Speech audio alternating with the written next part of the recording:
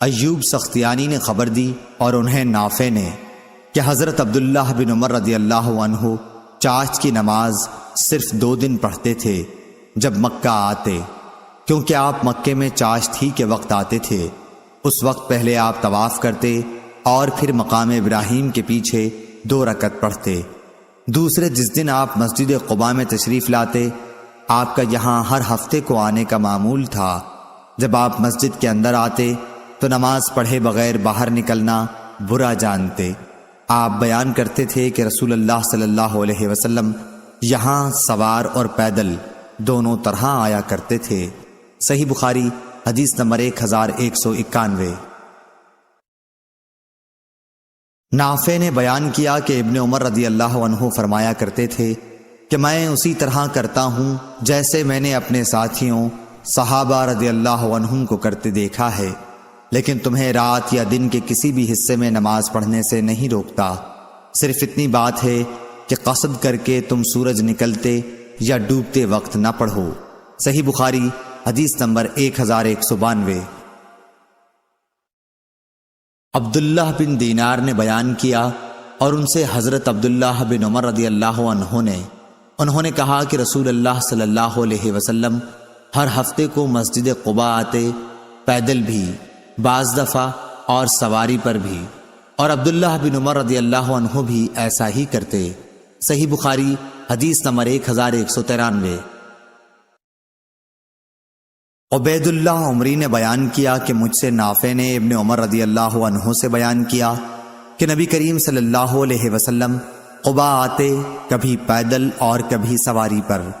ابن نمیر نے اس میں یہ زیادتی کی ہے کہ ہم سے عبید اللہ بن عمیر نے بیان کیا اور ان سے نافع نے کہ پھر آپ اس میں 2 رکعت نماز پڑھتے تھے۔ صحیح بخاری حدیث نمبر 1194۔ امام مالک رحمہ اللہ نے خبر دی، انہیں عبداللہ بن ابی بکر نے، انہیں عباد بن تمیم نے، اور انہیں ان کے چچا عبداللہ بن زید مازنی رضی اللہ عنہ نے کہ رسول کریم صلی اللہ علیہ وسلم نے فرمایا کہ میرے گھر اور میرے اس منبر کے درمیان کا حصہ جنت کی کیاریوں میں سے ایک کیاری ہے۔ صحیح بخاری حدیث نمبر 1195۔ خبیب بن عبد الرحمن نے بیان کیا، ان سے حفص بن عاصم نے اور ان سے ابو ہریرہ رضی اللہ عنہ نے کہ نبی کریم صلی اللہ علیہ وسلم نے فرمایا کہ میرے گھر اور میرے منبر کے درمیان کی زمین جنت کے باغوں میں سے ایک باغ ہے، اور میرا منبر قیامت کے دن میرے حوض پر ہوگا۔ صحیح بخاری حدیث نمبر 1196۔ عبد الملک بن عمیر نے بیان کیا، انہوں نے زیاد کے غلام قزا سے سنا، انہوں نے بیان کیا کہ میں نے ابو سعید خدری رضی اللہ عنہ کو رسول اللہ صلی اللہ علیہ وسلم کے حوالے سے 4 حدیثیں بیان کرتے ہوئے سنا جو مجھے بہت پسند آئیں۔ آپ صلی اللہ علیہ وسلم نے فرمایا کہ عورت اپنے شوہر یا کسی ذی رحم محرم کے بغیر 2 دن کا سفر نہ کرے، اور دوسری یہ کہ عید الفطر اور عید الاضحیٰ دونوں دن روزے نہ رکھے جائیں۔ تیسری حدیث یہ کہ صبح کی نماز کے بعد سورج کے نکلنے تک اور عصر کی بعد سورج چھپنے تک کوئی نفل نماز نہ پڑھی جائے۔ چوتھی یہ کہ 3 مسجدوں کے سوا کسی کے لیے کجاوے نہ باندھے جائیں، مسجد حرام، مسجد اقصیٰ اور میری مسجد یعنی مسجد نبوی۔ صحیح بخاری حدیث نمبر 1197۔ ابن عباس کے غلام قریب نے حضرت عبداللہ بن عباس رضی اللہ عنہ سے خبر دی کہ آپ ایک رات ام المومنین حضرت میمونہ رضی اللہ عنہا کے یہاں سوئے۔ ام المومنین رضی اللہ عنہا آپ کی خالہ تھیں۔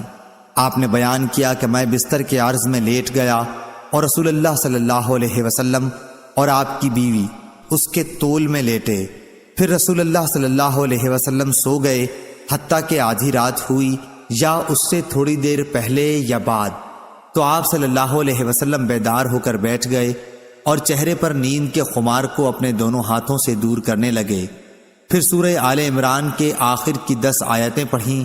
اس کے بعد آپ پانی کی مشک کے پاس گئے جو لٹک رہی تھی، اس سے آپ صلی اللہ علیہ وسلم نے اچھی طرح وضو کیا، پھر کھڑے ہو کر نماز شروع کی۔ حضرت عبداللہ بن عباس رضی اللہ عنہ نے کہا کہ میں بھی اٹھا اور جس طرح حضرت صلی اللہ علیہ وسلم نے کیا تھا میں نے بھی کیا، اور پھر جا کر آپ کے پہلو میں کھڑا ہو گیا تو حضور صلی اللہ علیہ وسلم نے اپنا داہنا ہاتھ میرے سر پر رکھا اور میرے داہنے کان کو پکڑ کر اسے اپنے ہاتھ سے مروڑنے لگے۔ پھر آپ نے 2 رکعت نماز پڑھی، پھر 2 رکعت پڑھی، پھر 2 رکعت پڑھی، پھر 2 رکعت پڑھی، پھر 2 رکعت پڑھی، پھر 2 رکعت پڑھی۔ اس کے بعد 1 رکعت وتر پڑھا اور لیٹ گئے۔ جب مؤذن آیا تو آپ صلی اللہ علیہ وسلم دوبارہ اٹھے اور 2 ہلکی رکعتیں پڑھ کر باہر نماز فجر کے لیے تشریف لے گئے۔ صحیح بخاری حدیث نمبر 1198۔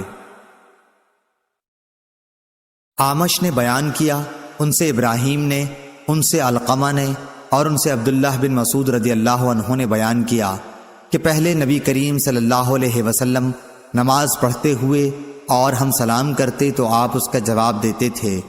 جب ہم نجاشی کے یہاں سے واپس ہوئے تو ہم نے پہلے کی طرح نماز ہی میں سلام کیا، لیکن اس وقت آپ صلی اللہ علیہ وسلم نے جواب نہیں دیا، بلکہ نماز سے فارغ ہو کر فرمایا کہ نماز میں آدمی کو فرصت کہاں۔ ہم سے محمد بن عبداللہ بن نمیر نے بیان کیا، کہا کہ ہم سے اسحاق بن منصور نے بیان کیا، ان سے حریم بن سفیان نے بیان کیا، ان سے اعمش نے، ان سے ابراہیم نخعی نے، ان سے علقمہ نے اور ان سے عبداللہ بن مسعود رضی اللہ عنہ نے نبی کریم صلی اللہ علیہ وسلم کے حوالے سے پھر ایسی ہی روایت بیان کی۔ صحیح بخاری حدیث نمبر 1199۔ ابو عمرو بن سعد بن ابی ایاز شیبانی نے بتایا کہ مجھ سے زید بن ارقم رضی اللہ عنہ نے بتلایا کہ ہم نبی کریم صلی اللہ علیہ وسلم کے عہد میں نماز پڑھنے میں باتیں کر لیا کرتے تھے۔ کوئی بھی اپنے قریب کی نمازی سے اپنی ضرورت بیان کر دیتا، پھر آیت حافظوا علی الصلاۃ اتری اور ہمیں نماز میں خاموش رہنے کا حکم ہوا۔ صحیح بخاری حدیث نمبر 1200۔